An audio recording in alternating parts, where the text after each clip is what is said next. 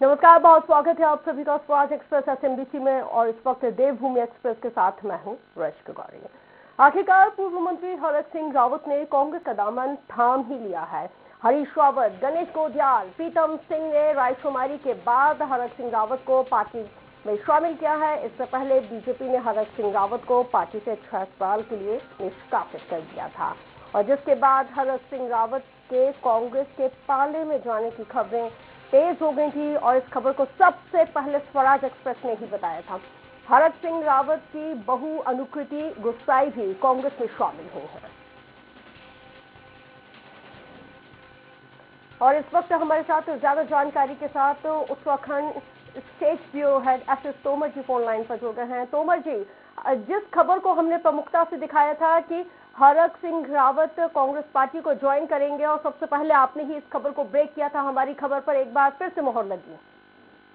देखिए रस, बता दूं आपको, उत्तराखंड में जिस तरह से ये उठापटक चल रही है, मैंने 2 महीने पहले अपने चैनल पर खबर ब्रेक कराई थी रात में, और ये कहा था कि जिस तरह से ये उठापटक हुई थी और हरक सिंह रावत जो कैबिनेट फोन पे वहां से निकल चुके, तो मैंने कहा था 100% हरक सिंह रावत बीजेपी का दामन छोड़ेंगे और कांग्रेस ज्वाइन करेंगे उसको। लेकिन उस समय रस का दूसरा मामला था, मैं बताऊं आपको कि उस समय हरक सिंह रावत अपनी शर्तों पर कांग्रेस में जा रहे थे, लेकिन जिस तरह से हरक सिंह रावत 2 महीने का डिले किया, और देखा जाए 5 दिनों तक इंतजार करते हुए हरक सिंह रावत के आंसू भी देखे होंगे सबने, पूरा देखा होगा कि मीडिया में लगातार आंसू चलता रहे थे, और लगातार देखा जा रहा था कि अपने जो बीजेपी के साथ उनका जो रिश्ता रहा 5 साल तक, किस तरह से उन्होंने अपना बताया कि मैं घुटन महसूस कर रहा था। लेकिन अगर हरक सिंह रावत अच्छा होता उस समय, अगर कांग्रेस से थाम लेते, तो आज ये दिन देखे नहीं पड़ते। लेकिन ये चर्चा है कि कांग्रेस ने भले हरक सिंह रावत को अपने पार्टी में ले लिया हो, और उनकी पुत्र वधू में अनुकृति गोसाई को भी ले लिया है, लेकिन अपनी शर्तों पर लिया है। हरीश रावत पूर्व मुख्यमंत्री लगातार विरोध करते रहे, और लगातार उत्तराखंड में जिस तरह से सोशल मीडिया पर जो उनके जो समर्थक थे हरीश रावत के, मैं खुल के कह सकता हूँ अपने कि हरक सिंह रावत जो समर्थक थे कभी हरक सिंह रावत के साथ रहते थे, और हरीश रावत के आज वो साथ में लगातार इनका विरोध करते रहे, जिस तरह वीडियो करते रहे, जिससे देखा गया था कि अब हरक सिंह रावत को शायद कांग्रेस वापस ले। लेकिन कल ये अचानक एक और बड़ी घटना हुई कि उत्तराखंड के पूर्व मुख्यमंत्री जो विजय बहुगुणा जी हैं, उन्होंने बात की हरक सिंह रावत को दोबारा बीजेपी में लेने की चर्चा। जब जैसे ही भनक लगी कांग्रेस को कि दोबारा बीजेपी में हरक सिंह रावत जा सकते हैं, तो आने वाले में ये आज उत्तराखंड के जो पूर्व मंत्री हैं हरक सिंह रावत, उनकी पुत्रवधू ज्वाइन करा गया है।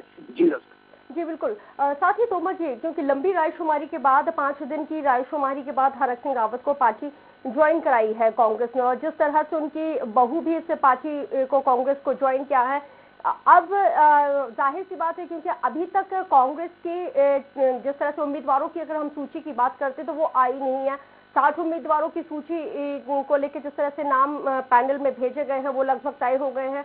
क्या टिकट को लेकर अगर हम देखते हैं तो किस जगह से हरक सिंह रावत को मौका दिया जाएगा, क्योंकि फिर अगर जिस जगह से वो चुनाव लड़ना चाहते हैं उस जगह से ही अगर उनको टिकट दे दिया जाता है तो एक और विरोध के स्वर हमें कांग्रेस पार्टी में भी देखने को मिलेंगे। देखिए, जिस तरह से 11 जो सीटें हैं अभी बीजेपी ने भी लोकसभा पत्ते नहीं खोले उन सीटों पर, और कांग्रेस ने पत्ते नहीं खोले। मैंने पहले दिन आपसे कहा था कि लगातार पहले आप वाला सिस्टम उत्तराखंड चल रहा है, लेकिन हरक कुछ भी हरक सिंह रावत के अपना कर रहे हैं और बड़े नेता हैं, भले ही उनको कभी 5 साल 5 दिन जो जिस तरह के जो बुरे दिन कह सकते हैं जो गुजर रहे थे, लेकिन हरक सिंह रावत का अपना एक वर्चस्व अपना है, उनके साथ काफी लंबी चौड़ी अपनी जो कार्यकर्ता होते हैं लिस्ट कार्यकर्ता है।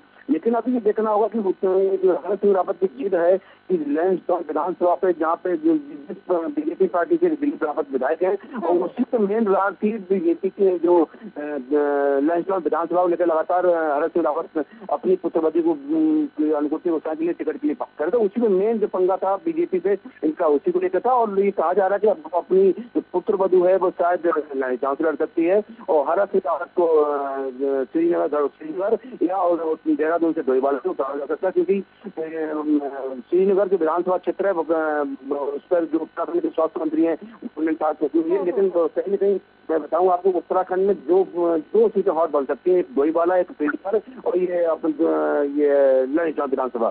जी बहुत शुक्रिया तोमर जी चर्चा में शामिल होने के लिए, इतनी महत्वपूर्ण जानकारी साझा करने के लिए। तो जिस तरह से स्वराज एक्सप्रेस ने आज से ठीक 2 महीने पहले इस खबर को ब्रेक किया था कि हरक सिंह रावत कांग्रेस पार्टी का दामन थाम सकते हैं, और आज कांग्रेस पार्टी की सदस्यता उनको दिलाई गई है। 5 दिन की लंबी रायशुमारी के बाद हरक सिंह रावत को पार्टी में शामिल किया गया है। इससे पहले बीजेपी ने हरक सिंह रावत को पार्टी से 6 साल के लिए निष्कासित कर दिया था।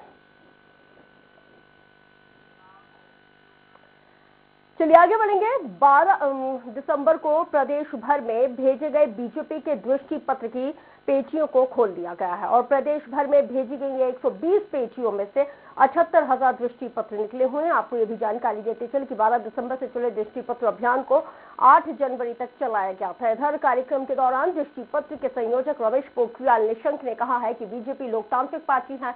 पार्टी ने इस बार भी वही प्रक्रिया अपनाई है जो अपनाई गई थी। उन्होंने ये भी कहा है कि समूचे प्रदेश भर में हर वर्ग के लोगों ने सुझाव भेजे हैं और इन तमाम सुझावों को दृष्टि पत्र में शामिल किया जाएगा। तो आज हमको दोनों प्रदेश के उपाध्यक्ष गण ने जो पेटियां पूरे प्रदेश के कोने कोने से आई, उसमें जो हजारों जो सुझाव मिले हैं उनको इस कमेटी को समर्पित किया है। बीजेपी के टिकट बंटवारे के बाद पार्टी में बगावत का झंडा बुलंद होने लगा है और चमोली जिले की थराली और कर्णप्रयाग से टिकट कटने की वजह से सिटिंग विधायक नाराज हो चले हैं और जिसके बाद थराली विधायक मुन्नी देवी शाह ने अब निर्दलीय चुनाव लड़ने का ऐलान किया है। उन्होंने इसके साथ ये भी कहा है कि पार्टी ने उनके साथ धोखा किया है और कांग्रेसी पृष्ठभूमि के व्यक्ति को टिकट दिया गया है। तो वहीं स्वराज एक्सप्रेस चमोली से संवाददाता दीपक शाह ने थराली विधायक मुन्नी देवी से खास बातचीत की। आइए देखते हैं। भारतीय जनता पार्टी ने विधानसभा चुनाव के लिए प्रत्याशियों की घोषणा कर दी है। बात करें तो चमोली जनपद की, तो थराली विधानसभा से सीटिंग विधायक का टिकट पार्टी द्वारा काट दिया गया है। बातचीत करते हैं। विधायक जी, टिकट कट चुका है, क्या कहना चाहेंगे? टिकट कट चुका है। स्वागत करूंगी भारतीय जनता पार्टी का, जो कि उन्होंने थोड़ा मेरे को संज्ञान में लेके टिकट नहीं काटा। यदि टिकट काटना ही था तो कांग्रेस से अभी 4 साल भी जिनको पूरे नहीं हुए हैं और उन्होंने अभी अपने 5 साल तक इस पार्टी को नहीं दिए हैं, उनको टिकट दिया है। यदि टिकट देना ही था तो जो लोग इतने सालों से लाइन पे लगे थे, जैसे घुनियाल जी हैं और पूर्व विधायक हमारे GL शाह जी हैं, भारती जी हैं, और इन लोगों को टिकट न जाके टिकट ऐसे हाथों में दिया जो कि कांग्रेसी मूल के थे और संघ में ऐसा वातावरण बनाने के लिए इस शब्द को दोहरा रहे हैं। मैं इसको निराधार कह के जिन लोगों ने ये शब्द लिखे हैं, मैं उनसे अपील करती हूं कि अपने शब्दों को वापस लीजिए, वरना मैं इस पे कार्रवाई करने के लिए तैयार हूँ। तो ये थे हमारे साथ मौजूद झाड़ी से पूर्व विधायक मुन्नी देवी शाह, जिनका साफ तौर पर कहना है कि पार्टी द्वारा उनके साथ विश्वासघात किया गया है और अब वो चुनाव मैदान में उतरेंगे। चलिए से स्वराज एक्सप्रेस से इस वक्त हमारे साथ फोन लाइन पर थराली विधायक मुन्नी देवी जी हमारे साथ जुड़ गई हैं। मुन्नी देवी जी, बहुत स्वागत है स्वराज एक्सप्रेस पर आपका। मुन्नी देवी जी, आप मुझे सुन पा रही हैं? मुन्नी देवी जी, बहुत स्वागत है आपका स्वराज एक्सप्रेस पर। मुन्नी देवी जी, अगर आप मुझे सुन पा रही हैं तो आप मुझे रिस्पॉन्ड कीजिए। चलिए, तकनीकी खराबी की वजह से शायद हमारी आवाज उन तक नहीं पहुंच पा रही। हम एक बार फिर से उनके साथ संपर्क करने की कोशिश करते हैं। तो बीजेपी के टिकट बंटवारे के बाद अब पार्टी में बगावत का झंडा बुलंद होने लगा है। चमोली जिले की थराली और कर्णप्रयाग से टिकट कटने की वजह से सिटिंग विधायक नाराज है। मुन्नी देवी जी हमारे साथ जुड़ गई हैं। मुन्नी देवी शाह जी, बहुत स्वागत है। मुन्नी देवी जी, क्योंकि आप अपने क्षेत्र का थराली से प्रतिनिधित्व करती आ रही हैं, जाहिर सी बात है आपने विकास किया है, तमाम चीजें हुई। जब टिकटों का ऐलान हुआ, उम्मीदवारों के नामों की घोषणा हुई, तब आपको पता चला कि आप सिटिंग MLA हैं, उसके बाद आपका टिकट काट दिया, तो उस वक्त आपकी किस तरह की मनोस्थिति रही? ठीक हूँ, काट दिया, लेकिन थोड़ा टिकट मेरे संज्ञान में ला के भी काट सकते थे, संज्ञान में आने के बाद भी काट सकते थे और मुझे विश्वास में लेके भी काट सकते थे। यदि टिकट किसी को देना ही था, मेरी नाराजगी इतनी है कि पहले तो मेरा टिकट नहीं काटना चाहिए था। मैंने एक महिला होने के नाते और जिन परिस्थितियों में मैं उठी, उन परिस्थितियों को दरकिनार करते हुए मैंने अपने परिवार को समय नहीं दिया, जनता को समय दिया और जो लोग देहरादून दिल्ली में घूमते रहे। मैंने क्षेत्र में अपना समय दिया, क्षेत्र के लिए काम किया। आज इस विधानसभा के लिए ऐतिहासिक काम किए और मेरा टिकट इस तरह काटा गया कि मेरी जगह जो अभी 4 साल पहले, ये यूँ कहूँ 3 साल पहले इस पार्टी में प्रवेश जिन्होंने किया उनको दिया गया। तो क्या भारतीय जनता पार्टी में ऐसे लोग नहीं थे कि जहाँ की भारतीय जनता पार्टी के लोगों को टिकट दिया जाता था?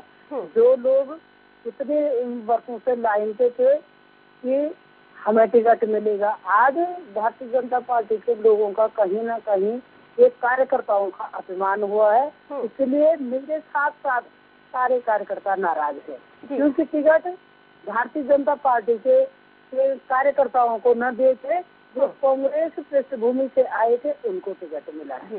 तो इसलिए से हमारी नाराजगी है।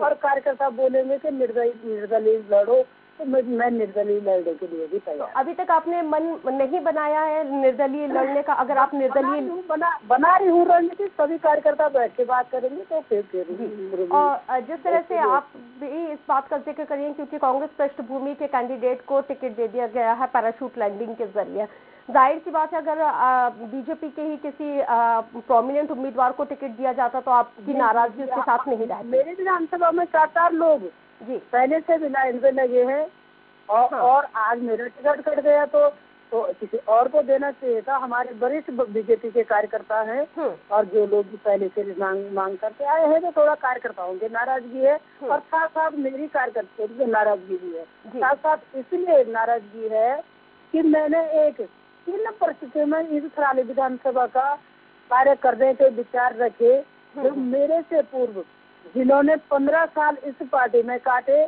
उन्होंने एक भी जनता के लिए कुछ कार्य नहीं किए। आज मैंने 2 महाविद्यालय, हॉस्पिटल का उच्चीकरण, प्रत्येक ऐसे जगह रोड पहुंचाई जहाँ की कभी कोई सोच भी नहीं सकता था।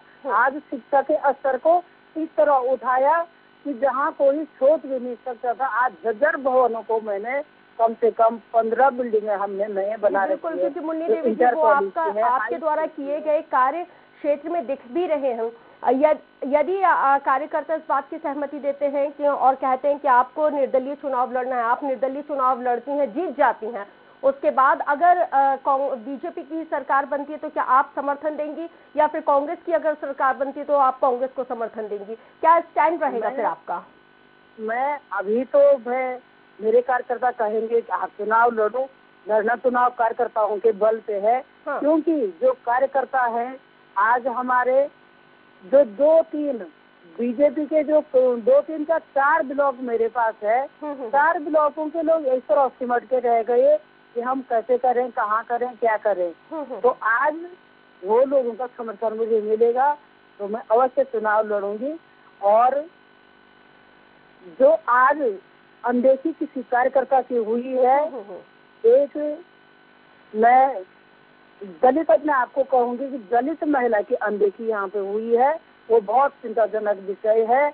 और दलित महिलाओं में आज इतना रोष है, खास तौर पर मेरी विधानसभा की सभी महिलाएं, इन महिलाओं का अपमान है। मुख्यमंत्री अगर आपको बातचीत करने के लिए बुलाते हैं और प्रदेश अध्यक्ष आपको बातचीत करने के लिए बुलाते हैं तो आप जाएंगी, अपनी असहमति उनसे व्यक्त करेंगी?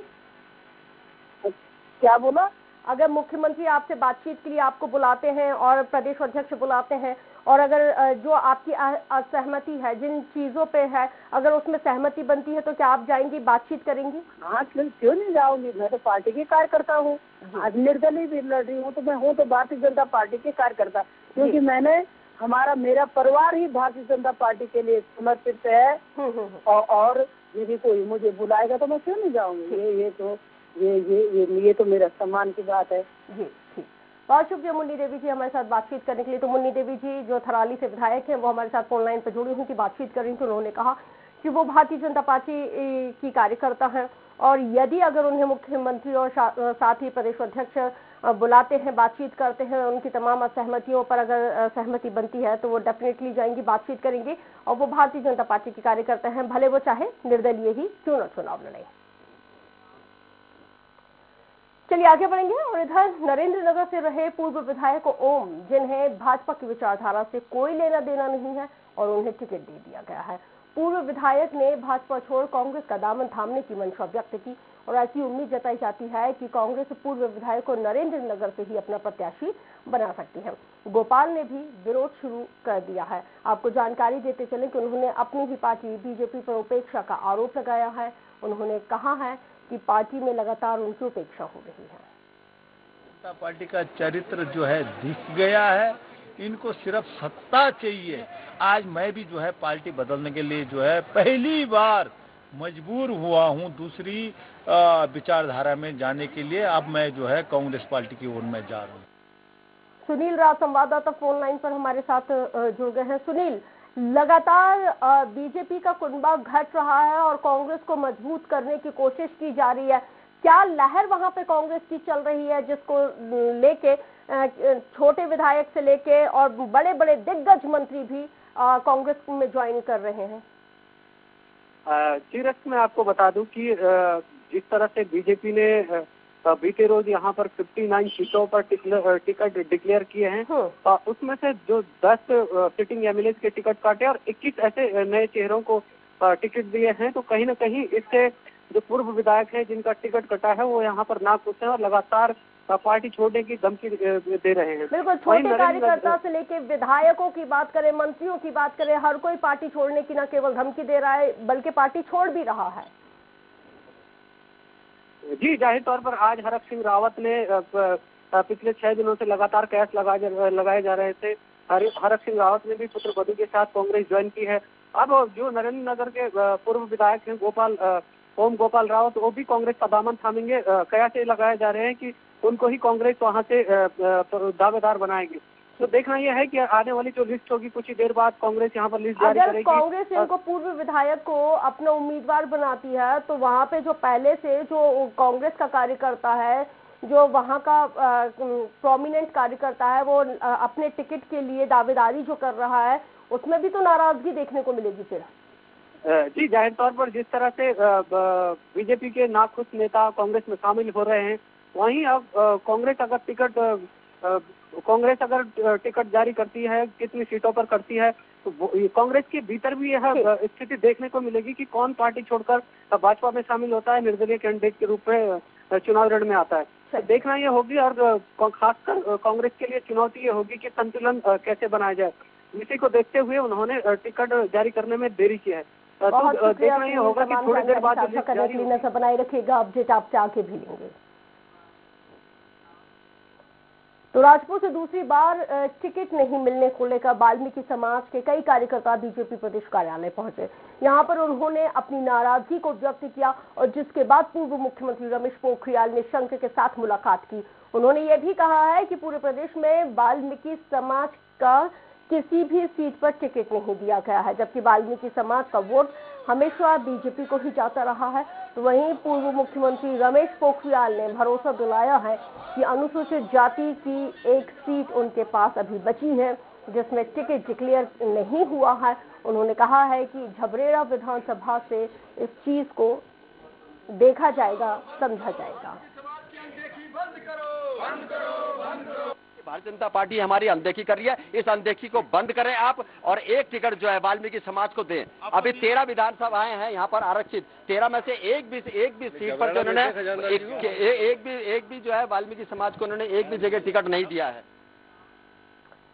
चलिए खबर काला झुंगी से देखेंगे, जहां पर प्रदेश में चुनावों को लेकर सरगर्मियां तेज हो चली हैं। तो वहीं बीजेपी की 59 विधानसभा सीटों पर अपने प्रत्याशियों के नामों का ऐलान कर दिया गया है। प्रत्याशियों के नामों की घोषणा के बाद बीजेपी कार्यकर्ताओं में खुशी का माहौल है और पार्टी ने बंशीधर भगत पर एक बार फिर से भरोसा जताते हुए काला झुंगी विधानसभा सीट से उनको अपना प्रत्याशी बनाया है। बंशीधर भगत ने हाईकमान का आभार व्यक्त किया और इस सीट से जीत का भरोसा दिलाया। प्रदेश पदाधिकारियों का और राष्ट्रीय पदाधिकारियों का धन्यवाद करता हूं, आभार प्रकट करता हूं कि उन्होंने मुझे दोबारा से अपना स्नेह प्यार देकर भारतीय जनता पार्टी का उम्मीदवार बनाया है। मैं कोशिश करूंगा कि उनकी उम्मीदों में खरा उतरूं। मोहन सिंह नेगी वो भी नहीं आए, कहीं गए आए हैं। महेश जोशी, दूसरे भी महेश जोशी DPR के, मनोज जोशी आए।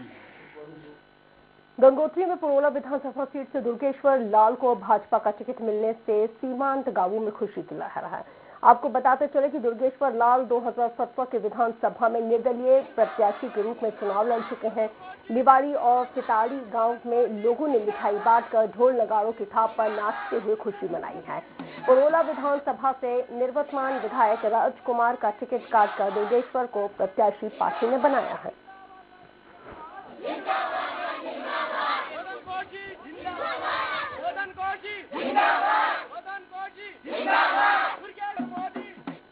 कांग्रेस और आम आदमी पार्टी के नेता सरकार पर तमाम तरह के आरोप लगा रहे हैं और इसी कड़ी में गदरपुर में पूर्व विधायक प्रेमानंद महाजन ने विधायक और शिक्षा मंत्री पर आरोप लगाते हुए कहा कि मंत्री ने गदरपुर के लोगों को कोई फायदा नहीं पहुंचाया और न ही गदरपुर क्षेत्र में किसी तरह का कोई विकास हुआ है।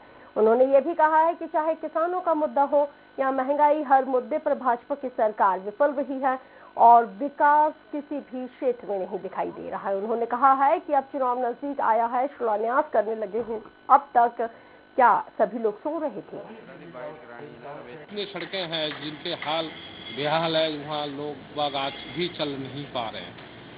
अब इसीलिए यदि बड़े बड़े दावे जिन लोग करते हैं मंत्री जी को लेकर, मैं सोचता हूँ गलत करते हैं। अभी बाईपास कोविड हमारे बीच में है, उससे सावधान रहते हुए यह संक्रमण ज्यादा ना फैले, जान है तो जहान है, इसका पालन करना चाहिए।